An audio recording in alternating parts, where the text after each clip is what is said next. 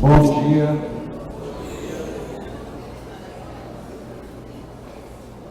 Hoje é o dia 10 de julho de 2013 e vamos iniciar mais uma reunião aqui no Leão e vamos ter como base dos nossos comentários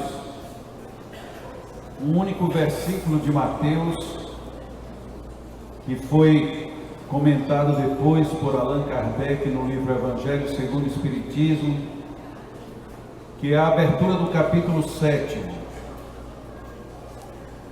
E o título que Allan Kardec deu foi O que se deve entender por pobre de espírito.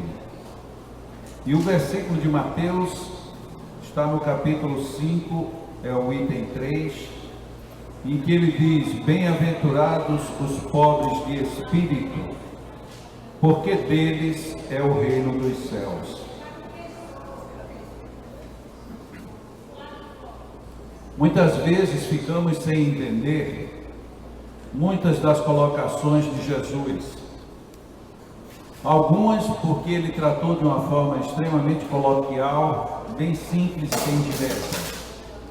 Outras porque usou de metáforas e parábolas para ilustrar um pensamento que ele imaginava e queria seguramente que continuasse por toda a humanidade, por todo o tempo. Inclusive mesmo sem a gente querer, as pessoas que se posicionam como sábias no mundo, normalmente elas dizem coisas de uma certa forma despretensiosas, mas guardando sempre muita profundidade. Isto leva pela eternidade afora, com que fiquemos a repetir, a refletir e a ponderar sobre suas palavras. Quando Jesus nos fala da humildade de espírito, em primeiro lugar, parece que fica muito claro que ele não estava falando necessariamente de uma pobreza social, de uma pobreza física. Ele estava de fato falando de uma referência íntima da alma. Mas para nós é sempre muito mais simples nós imaginarmos as coisas como sendo puramente materiais. Ah, fulano é muito humilde. Humilde em que sentido? Não, ele não tem nem onde morar. Bom, ele pode não ter nem onde morar e não ser humilde de forma alguma. E noutras vezes nós escutamos alguém dizer: fulano tem tudo na vida e mesmo assim é humilde. E nós ficamos sem entender como é que nós queremos nos entender quando falamos de uma palavra que dentro do seu próprio contexto, ela de uma certa forma é muito precisa em si mesma. Alguém que seja humilde é alguém que preste atenção, alguém que dê atenção, alguém que se preste à ajuda e alguém inclusive que se permita ser ajudado. Isto exclui qualquer posição social, isto exclui qualquer posição que não seja a de um estado íntimo. Existem pessoas que se exercitam para ser humildes, estão caminhando. Tem pessoas que já chegaram lá, são humildes e normalmente estes nem ao menos se reconhecem como tal, porque a humildade lhe é inerente. Mas também tem as pessoas que ainda sequer aceitam pensar na ideia, são as orgulhosas em si mesmas.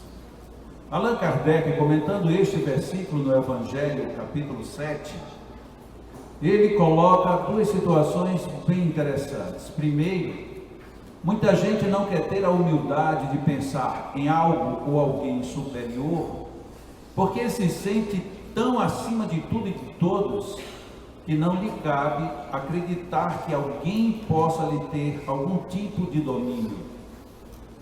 E muitas vezes, por conta disso, nós não aceitamos nem a vida, nem Deus e até nem a nós mesmos. E isso parece ser mais comum do que imaginamos. Quantas vezes nós dizemos: como é que eu fui fazer isso? Nem eu me conheço. Nossa, eu saí de mim. Expressões que denotam que, de uma certa forma, nós nos colocamos num patamar tão elevado que não chegamos nem ao menos a nos conhecer, a nos entender. E esse patamar tão elevado, ironicamente, muitas vezes ele está colocado dentro de uma profundeza, abissalmente profundo. E a outra proposta que Allan Kardec faz é, mesmo que você não aceite, não acredite, não queira e nem goste da ideia de que a vida continua, inevitavelmente você vai chegar lá. Mesmo que o mundo espiritual para você seja uma hipótese muito distante, você chegará lá do mesmo jeito. É como nós dizemos vulgarmente, não adianta no meio da noite eu pensar que a noite será eterna. Num dado momento, o dia vai amanhecer.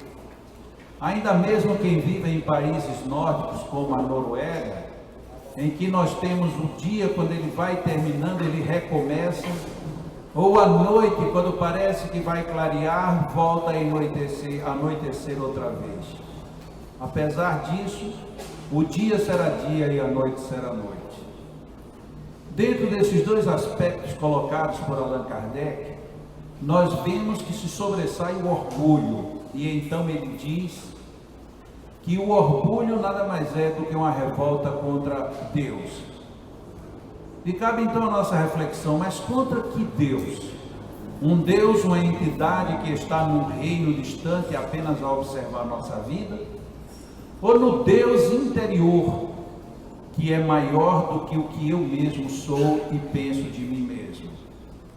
Quem teve a oportunidade de domingo estar aqui conosco no Café Cultural e pôde participar de um encontro extremamente relevante com a Nete Guimarães, em que por praticamente 3 horas ela falou sobre o cérebro e suas funções, e não apenas de uma forma técnico-científica, não também uma abordagem puramente espiritual, mas dentro de uma circunstância em que a ciência se miscigenava com o nosso cotidiano, há de ter percebido quantos segredos nós temos não escondidos de ninguém, mas obscuros de nós mesmos. Quantas e quantas coisas nós sabemos e não nos damos conta de que sabemos. Na oportunidade, dentre as muitas ideias e propostas que ela nos colocou, ela fez uma brincadeira de interação muito simples com uma pessoa. Chamou uma jovem que estava sentada bem à frente, abriu um livro numa página qualquer e pediu que ela olhasse para a página. E ela olhou, não levou nem 5 segundos, exageradamente 10 segundos. Você olhou a página, olhei. Ela fechou o livro, a moça sentou-se no lugar e disse, agora me diga o que é que tem no 3º parágrafo. Tanto a moça como todo o público sorriu, todos nós sorrimos. Quem é que iria ter condições de saber o que é que tinha no 3º, ou no 1º, ou no meio de uma frase? Quem saberia? Teoricamente, nenhum de nós. E a resposta é muito simples, porque nós não dedicamos a nossa atenção a isso. E começamos a acreditar que não temos condições de reter informações. Mas no instante seguinte ela diz, se você é levado a um profundo estado hipnótico, você não só diz o 3º parágrafo, como você diz todas as 2 páginas, sem falhar um único ponto, sem falhar uma única palavra. Significando dizer que apesar de o nosso consciente não ter registrado absolutamente nada daquelas 2 páginas, o nosso inconsciente, aquela zona que a gente pensa que nem existe em nós mesmos, ela registrou absolutamente tudo. E a partir daí, nós vamos começando a descobrir que quando Jesus nos disse que nós somos deuses, todas as vezes que nós nos rebelamos contra Deus lá de fora, no fundo estamos revoltados com o Deus que está dentro de nós. Todas as vezes que eu digo eu duvido de mim, querendo projetar com isso a reflexão negativa para o campo interior, pela mesma correspondência estamos dizendo lá para o mundo de lá de fora, eu também não acredito em nada que aí está. Sempre que eu me imagino como sempre sendo o centro do universo, Eu estou desconsiderando todos os demais que seriam apenas adornos dentro do meu mundo. E quando eu me considero apenas um enfeite no mundo alheio, eu estou me desvalorizando tanto que tento com isso apagar o Deus que está vivo dentro de mim. Assim, quando Mateus nos lembra a proposta da manhã de hoje, ele, de uma forma muito eloquente, nos diz que precisamos ter referências dentro de nós, tanto como fora de nós. Mas que é muito difícil termos as referências exteriores quando não calcadas na base interior. Daí talvez esteja a nossa grande dificuldade. Nós somos tão grandiosos por dentro que ficamos sem perceber a necessidade da humildade para fora. E aí passamos a ser arrogantes. E com isso estamos dizendo que nos esquecemos de observar que todas as outras pessoas são tão grandiosas quanto eu.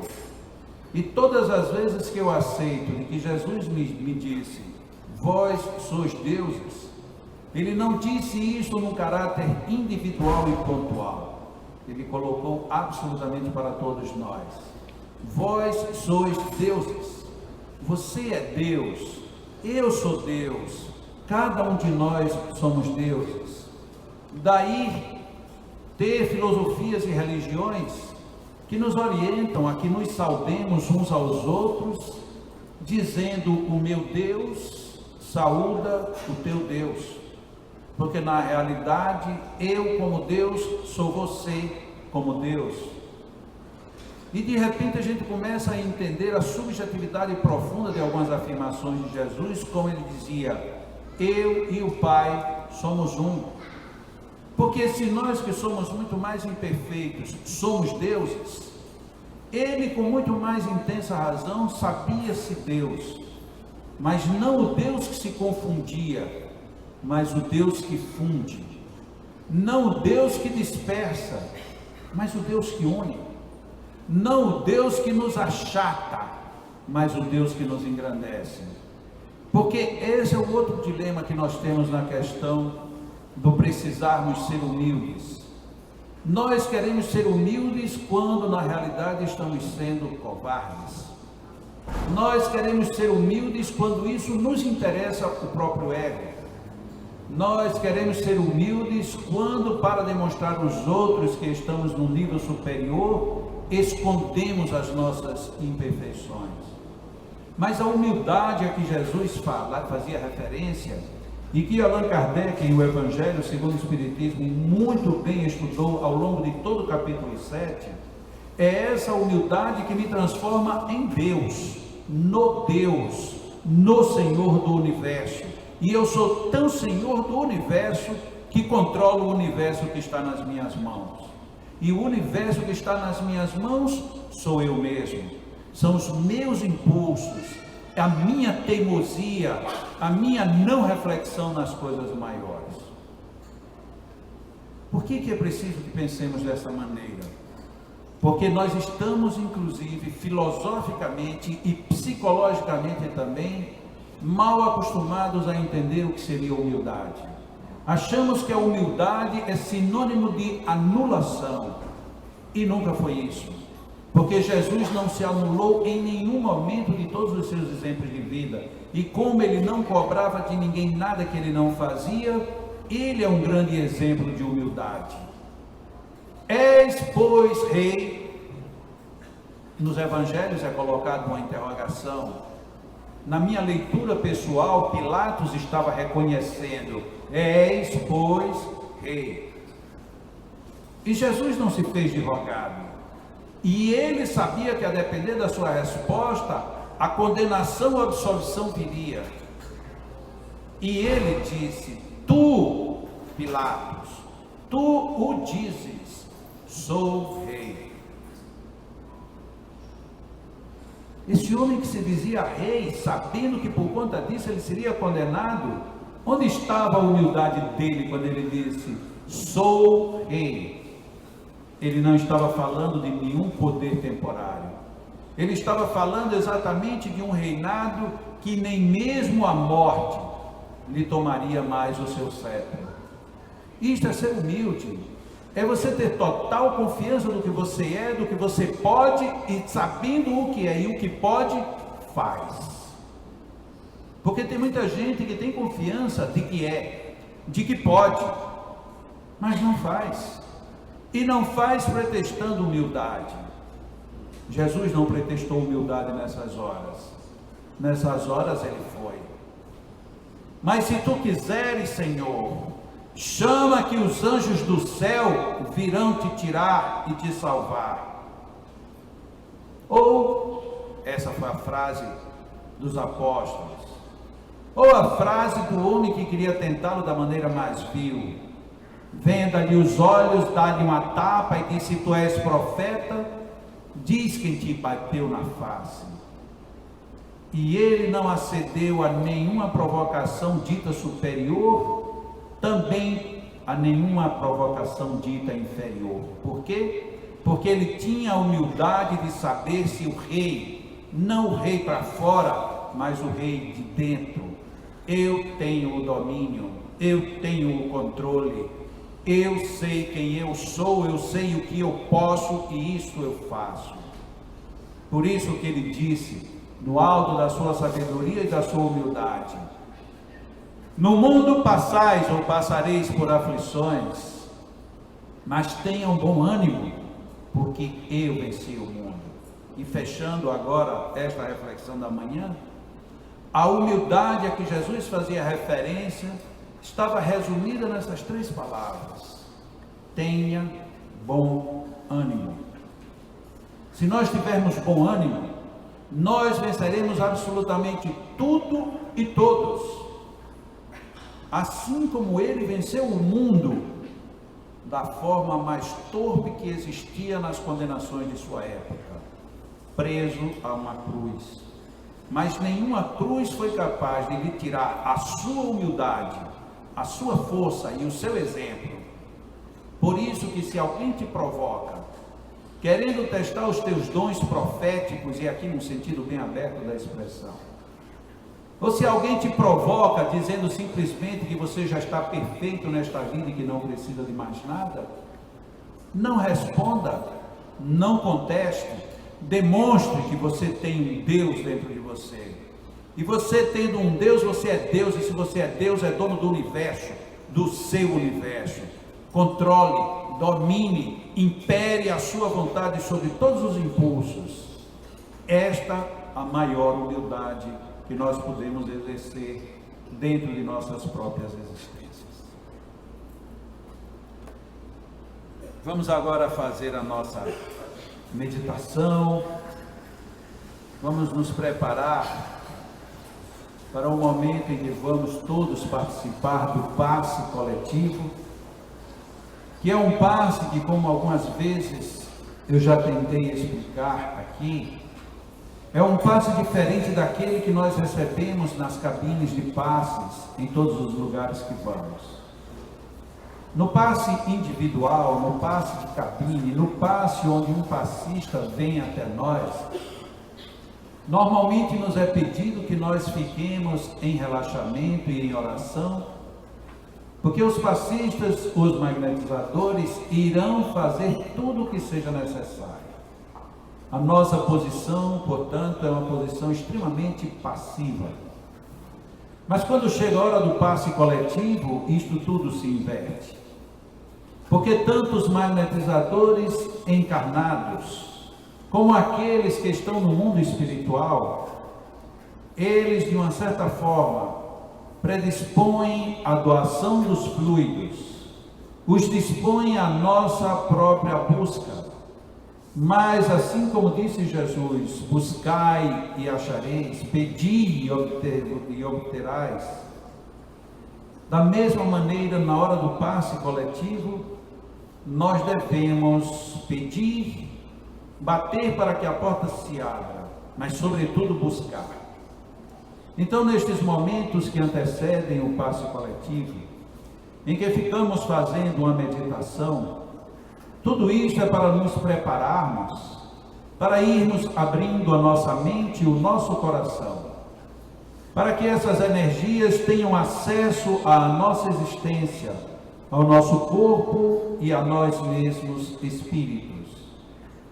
E no momento da própria consagração, da realização do passe coletivo, aí sim, de almas e corações abertos, buscarmos intensamente, pedindo com muita fé, colocando-nos com ardor e confiança, no sentido de me dê, meu Deus, me dê muito espiritual todas as bênçãos que eu vim buscar e todas as bênçãos que eu preciso.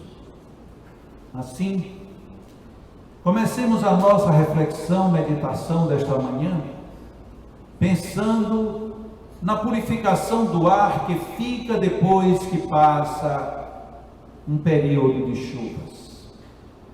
A chuva vem e inunda ruas. Muitas vezes vem para florescer, esverdejar plantas, fazer sementes desabrocharem. Algumas pessoas pensam na chuva que traz insetos, mas esta é uma hora de nós vermos a chuva que vem e que veio como grande elemento saneador que Deus nos dá para termos um ar mais puro, para tonificar melhor o nosso corpo e o nosso psiquismo. Meditemos em tanta água que veio nesses últimos dias e agradeçamos a Deus por todas essas chuvas de bênçãos que nos envolveram a todos por igual. E da mesma maneira que podemos agora olhar para um céu azul, para as nuvens mais claras que vagueiam pelo espaço, e agora que olhamos para a chuva apenas com a nossa lembrança, percebamos o quanto Deus é generoso com cada um de nós. À medida em que a chuva cai, quantas energias se estabilizam,